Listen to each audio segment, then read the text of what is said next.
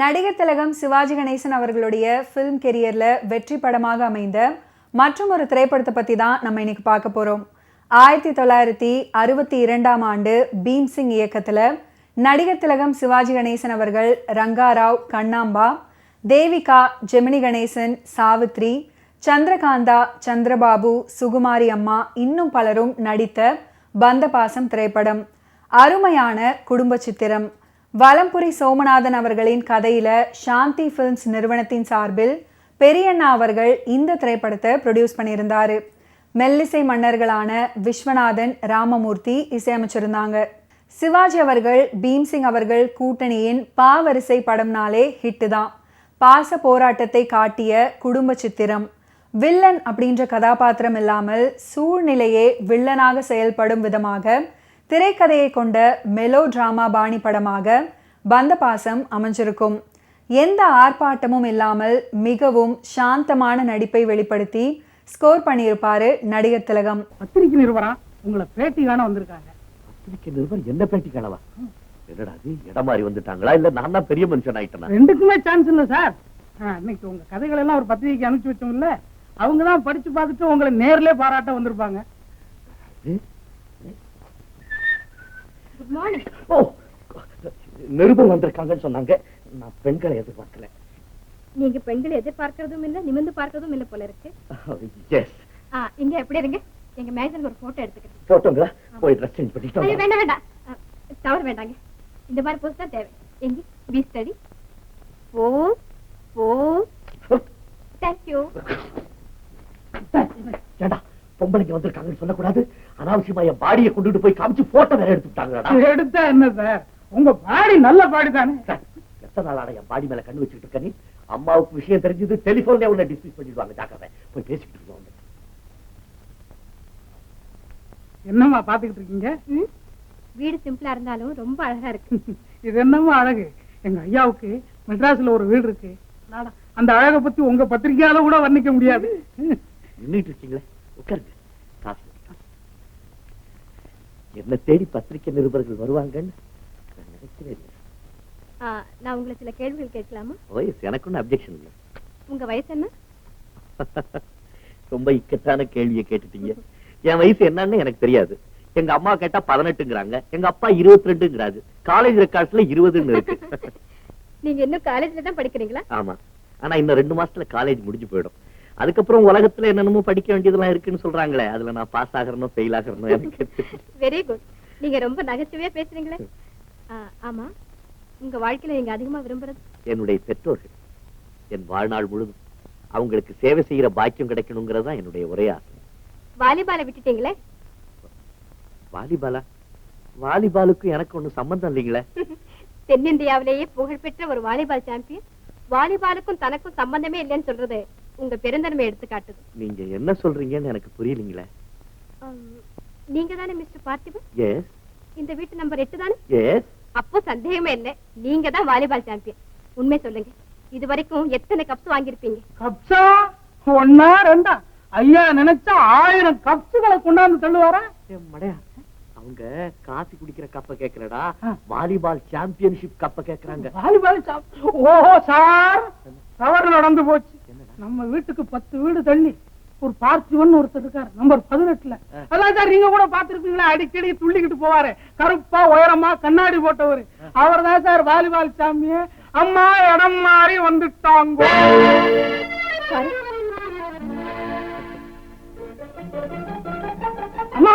என்ன அதுக்குள்ள பரவட்டீங்க? இடம் மாறினது என்னமோ மாறி போச்சு, இவ்வளவு ஏதோ வந்துட்டீங்க. ஐயா கூட இவ்வளவு நாளைக்கு பேசிக்கிட்டு இருந்தீங்க. அட்லீஸ்ட் ஒரு காப்பியாவது சாப்பிட்டு போங்க. என்ன கிண்டலா? அம்மா அம்மா ஒரு நிமிஷம். எனக்கு இந்த பத்திரிக்கை, கவிதை, கட்டுரைன்னா ரொம்ப பிரியம். நீங்க எந்த பத்திரிக்கையில இருந்து வந்திருக்கீங்க? உங்க பேர் என்னன்னு சொல்லாமே போறீங்களே. அதெல்லாம் சொல்ல வேண்டிய இடத்துல சொல்லிக்கிறேன். வலம்புரி சோமநாதன் எழுதிய கதைக்கு திரைக்கதை அமைத்து இயக்கியிருப்பாரு பீம்சிங். தொழிலதிபராக வரும் SV ரங்காராவ் வங்கி திவாலான காரணத்தினால அவருடைய சொத்துக்கள் அனைத்தையும் இழந்து பக்கவாத பாதிப்புக்கு உள்ளாவாரு. குடும்பத்துடைய கடனை அடைக்கும் பொறுப்பை சிவாஜி கணேசனும் ஜெமினி கணேசனும் ஏற்கின்றனர். இதுல ஜெமினி அவர்கள் மீது திருட்டு பழி விழுந்துவிட அதிலிருந்து சிவாஜி கணேசன் அவர்கள் அவரை மீட்பதும் குடும்ப கடனை அடைப்பதும் தான் படத்தின் கதை. படம் முழுவதும் சிவாஜி அவர்கள், ஜெமினி அவர்கள் மற்றும் அவர்களை சார்ந்தோர் சுற்றியே திரைக்கதை அமைக்கப்பட்டிருக்கும்.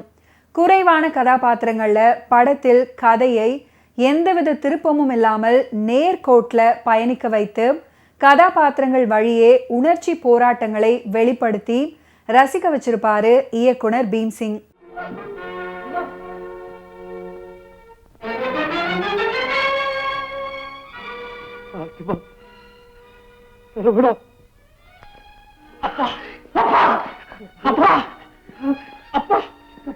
என்னப்பா இது? என்ன இது? உங்களுக்கு எப்படி இந்த நிலைமை வந்தது? எங்களுக்கு ஒண்ணுமே புரியலையே. என்னப்பா இது? அம்மா, அப்பா, அம்மா, கோவிலுக்கு போகலாம், கடவுளை பார்க்கலாம்னு சொல்லி கூட்டிட்டு வந்தீங்க.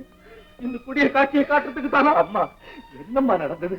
அப்பாவுக்கு ஏமா இந்த நிலைமை? என்ன சமாச்சாரம்? எங்களுக்கு ஒண்ணுமே விளங்கலையம்மா. அம்மா, அப்பா பணம் போட்டிருந்த பேங்க் திடீர்னு முறிஞ்சு போச்சு. கடனுக்காக சொத்து பூராவும் வித்தாச்சு. அந்த அதிர்ச்சியில்தான் அப்பா இப்படி ஆயிட்டாரு. இவ்வளவு பெரிய சம்பவம் நடந்திருக்கும் போது அது ஏன் எங்களுக்கு தெரிவிக்காம இருந்தீங்க? அம்மாவும் நீங்களும் தாங்க முடியாத இந்த வேதனையை தாங்கிக்கிட்டு இருக்கும் போது துன்பத்தின் நிழல் கூட உங்க மேல படாம பாதுகாக்க வேண்டிய நாங்க இன்பமா காலம் கடத்திக்கிட்டு இருந்தோம். கவலைப்படாதீங்கப்பா, உங்களுக்கு எழுதினா அடுப்பு கெடுமைன்னு தான் எழுத வேண்டாம்னு சொன்ன. அப்பா, துயரத்தின் எல்லையில் இருக்கும் போது கூட எங்களுடைய சுகத்தை பத்தியே கவலைப்பட்டிருக்கீங்களே. இப்படிப்பட்ட உங்களை விட எங்களுக்கு படிப்பா பெரிது. எங்களுக்கு ஒரு வார்த்தை எழுதியிருந்தால் ஓடோடி வந்து உங்களுக்கு நாங்கள் உதவியாக இருந்திருப்போமே. அப்பா, அழாதுங்கப்பா, அழாது. இனிமே உங்களுடைய உதவி தரப்பா எனக்கு. மினட், குழந்தைங்க களைப்பா வந்திருக்காங்க, காபி கொண்டு வந்து கொடுங்க.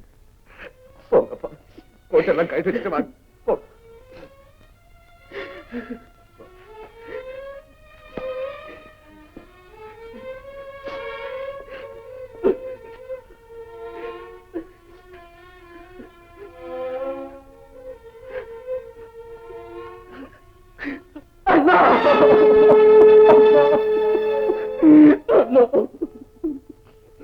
நம்முடைய நிலைமை எப்படியாகும் கனவுல கூட நினைக்கலன்னா நினைக்கவே இல்லை.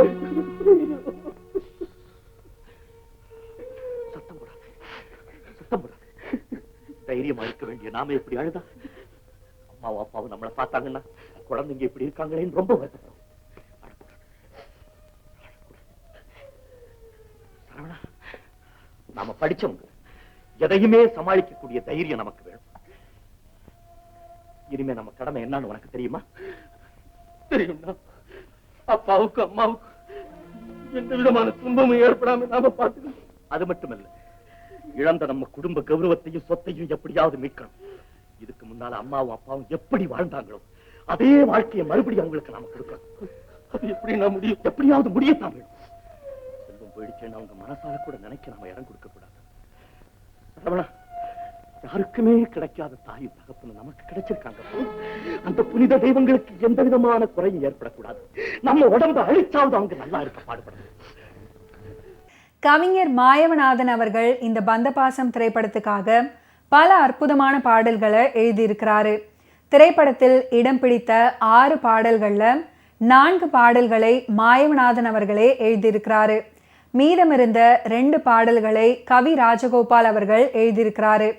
என்ன காரணத்தினால் இந்த பந்தபாசம் திரைப்படத்துக்காக ஒரு பாடலை கூட கவியரசர் கண்ணதாசன் அவர்கள் எழுதவில்லை அப்படின்றது ஆச்சரியம்தான். மெல்லிசை மன்னர்களின் இசையமைப்பில் அமைந்த பந்தபாசம் திரைப்படத்தில் இடம் பிடித்த ஒரு வெற்றி பாடல் தான் பந்தல் இருந்தால் கொடி படரும் அப்படின்ற பாடல். பந்தல் இருந்தால் கொடி படரும், பாலம் அமைந்தால் வழி தொடரும். பந்தல் இருந்தால் கொடி படரும், பாலம் அமைந்தால் வழி தொடரும். கைகள் சேர்ந்தால் வழி பிறக்கும், இதழ்கள் சேர்ந்தால் மொழி பிறக்கும். பந்தல் இருந்தால் கொடி படரும், பாலம் அமைந்தால் வழி தொடரும்.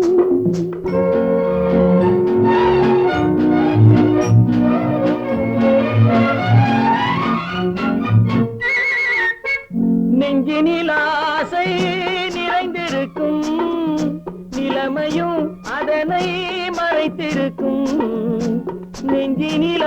ஆசை நிறைந்திருக்கும், நிலைமையும் அதனை மறைத்திருக்கும். காலம் வந்தால் காய் பழுக்கும், காத்திருந்தால் கனி கிடைக்கும். பந்தல் இருந்தால் கொடி படரும், பாலம் அமைந்தால் வழி தொடரும்.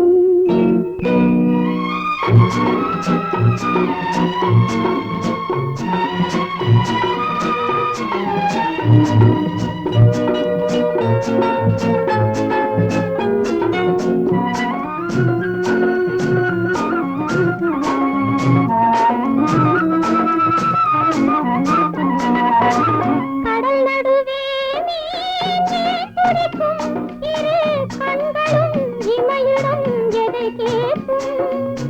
கண்ணியின் உள்ளம் ஏன் மயங்கும், அவள் கண்ணமிரண்டும் ஏன் சிவக்கும். காதல் நெருப்பில் குளித்திருக்கும், அன்பு கண்ணிரண்டும் அதில் படிந்திருக்கும்.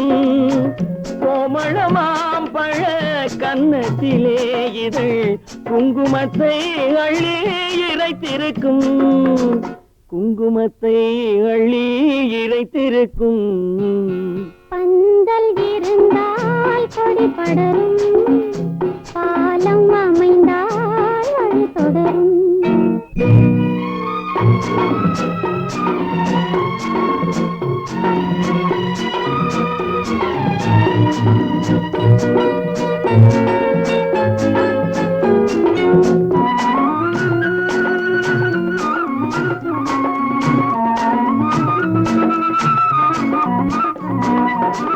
இடை தழுவும் கைகள் மாலைகளோ, உங்கள் இதயதளம் வண்ண மலரணையோ.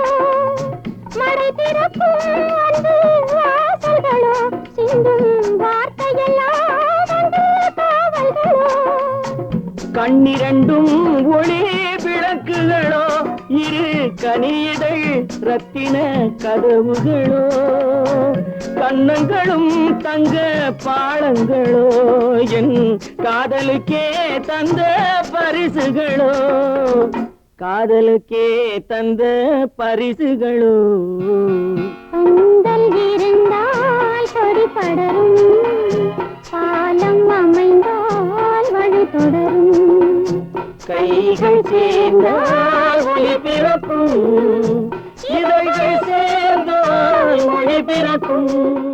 பீம்சிங் படங்களுக்கு என இருக்கும் காதல், எமோஷனல், சென்டிமெண்ட் காட்சிகள் அப்படின்னு அனைத்து விஷயங்களும் இந்த படத்திலும் இடம் பிடித்திருப்பதுடன் இறுதியில வழக்கம் போல மகிழ்விக்கும் கிளைமேக்ஸில் முடிச்சிருப்பாங்க.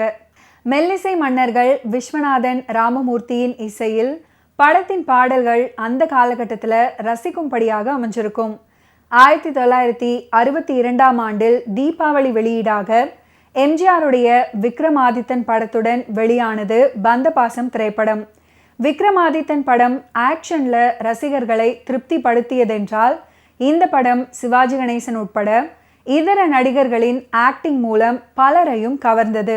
சிவாஜி கணேசன் பீம்சிங் கூட்டணியின் பாவரிசை ஹிட் படங்களில் ஒன்றாகவும் அண்ணன் தம்பி பாச போராட்டத்தை வெளிப்படுத்திய படமாகவும் பந்தபாசம் திரைப்படம் இருந்தது. இப்போ நடக்க வைக்க போறோம். அதுக்குள்ள இன்னும் கொஞ்ச நாள் போட்டுனா 9 மாசமா சைலண்ட் வைக்கிறோம். அதனுடைய ரியாக்ஷன் எப்படி இருக்குன்னு தெரிய வேண்டாம். சரவணா பிடிச்சுக்கணும். உள்ள உள்ள காடு ஒரு ஸ்டெப். சரவணா நீ கை விட்டுறா. பரவாயில்லப்பா, நான் இருக்கேன். கை விட்டு வாங்க வாங்க. அப்பா கேரக்டர்ல இருங்க. இப்ப தாது விட்டுற போறேன். ரெடியா நிக்கிறேன். Very good. அம்மா அம்மா அம்மா அப்பா நடக்கிறார் பாருங்க.